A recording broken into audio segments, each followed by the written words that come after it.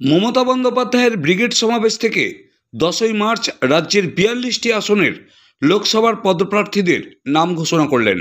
আরামবাগ কেন্দ্রের তৃণমূল প্রার্থীর নাম মিতালি বাগ। রবিবার তারকেশ্বর মন্দিরে পূজা দিয়ে লোকসভা নির্বাচনের প্রচার শুরু করলেন মিতালি দেবী। আরামবাগ কেন্দ্রের অন্যান্য বিরোধীদের পিছনে ফেলে প্রচার শুরু করলেন তৃণমূলের প্রার্থী মিতালি বাগ। তারকেশ্বর থেকে অনুপ চ্যাটার্জি রিপোর্ট, নিউজ 7 সকাল লাইভ। আমি কৃতজ্ঞ মমতা বন্দ্যোপাধ্যায় এবং সর্বভারতীয় সাধারণ সম্পাদক অভিষেক বন্দ্যোপাধ্যায়ের কাছে। আপনি যে জায়গায় দাঁড়াচ্ছেন লোকসভা ভোটে, সেখানে 4টি বিধানসভা বিরোধীদের হাত। দেখুন, তৃণমূল কংগ্রেস পেছন দিকে তাকাতে জানে না। তৃণমূল কংগ্রেসের লক্ষ্য হচ্ছে সামনের দিকে আগিয়ে চলা। কোথায় কবে কি হয়েছে সে জেনে তো লাভ নেই, কারণ তৃণমূল লড়তে জানে, গড়তে জানে, করতে জানে, মানুষ উন্নয়নের ডালি নিয়ে মানুষের কাছে যেতে জানে। আপনাকে গোঘাট বা ওই ধরনের ওই এলাকায় অনেক মানুষই চেনে, কিন্তু আরামবাগবাসী সম্বন্ধে আপনার পরিচয় সম্পর্কে যদি একটু বলেন। না, এটা নয়, আমাকে আরামবাগও চিনে, তার কারণ দীর্ঘদিন ধরেই আছি।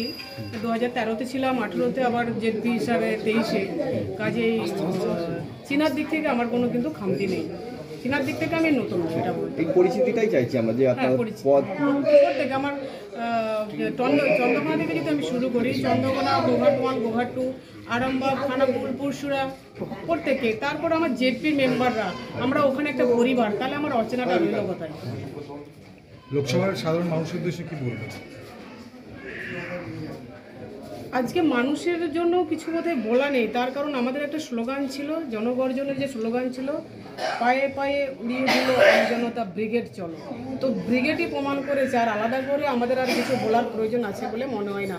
ওখানে জনতা কিন্তু উত্তর দিয়ে দিয়েছে। দিদি, জেতার ব্যাপারে কতটা আশাবাদী? 100-100।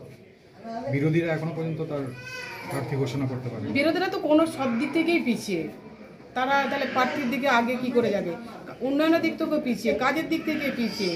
যারা মিথ্যাচার করে আগিয়ে যেতে চায়, মিথ্যা দিয়ে তো আগিয়ে যাওয়া যায় না। কাজে সব দিক ওই জন্যই পিছিয়ে। কেন্দ্রের বিরুদ্ধে লড়াই, প্রচারের হাতিয়ার কি হবে? উন্নয়ন। কারণ কেন্দ্রের কাছে ডালি কোথায়? তাদের কাছে আছে শুধু মিথ্যার প্রতিশ্রুতি। আর আমরা যদি প্রচারে যখন বেরোবো, আজকে বাবার স্থান, এটা পবিত্র মাটি, বাবার মন্দিরে পুজো দিয়ে আমরা শুরু করব। এত প্রকল্প, এত উন্নয়ন, আমরা যখন আপনার বাড়িতে যাবো, আমরা সব উন্নয়নগুলো বলতে পারবো না, আরেকটা বাড়িতে চলে যেতে হবে। এটাই তো আমাদের আসল হাতিয়ার। তার থেকে বড় কথা আমাদের হাতে হচ্ছে জননেত্রী মমতা বন্দ্যোপাধ্যায় এবং সর্বভারতীয় সাধারণ সম্পাদক অভিষেক বন্দ্যোপাধ্যায়, এবং তার সাথে আপনারা সকলে আমার মানুষ। তো জেতার পরে আরামবাগ লোকসভাবাসীর কি সমস্যা লোকসভায় তুলে ধরবেন? ইতিমধ্যে আরামবাগকে আমাদের যে মেডিকেল কলেজ সেটা হয়েছে, এবং মাননীয় মুখ্যমন্ত্রী মমতা বন্দ্যোপাধ্যায় নিজে আরামবাগের জন্য যে ঘোষণা করেছে, কাজেই আমাকে আর বেশি কিছু আরামবাগের জন্য বলতে হবে বলে মনে হয় না, কারণ উনি আরামবাগের দিকে বেশি নজর দিচ্ছেন। একেবারে প্রত্যন্ত গ্রাম বলে তিনি কিন্তু ভুলে যাননি।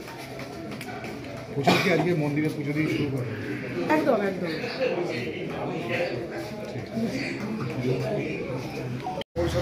হ্যাঁ, শুনলাম আমি, দারুণ ব্যাপার। যাই। আরে তোমার তো